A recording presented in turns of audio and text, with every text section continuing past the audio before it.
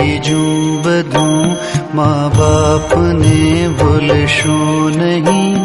अगणित छे उपकार एना ए विसरशो नहीं। माँ बाप ने भूलशो नहीं।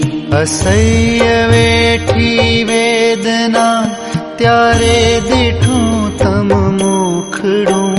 ए पुनित जनना काळजा पत्थर बनी छुंदशो नहीं। माँ बाप ने भूलशो नहीं। काढ़ी मुखे थी कोळिया मोमा दही मोटा कर्या। अमृत तणा देनार सामे झेर उगड़शो नहीं।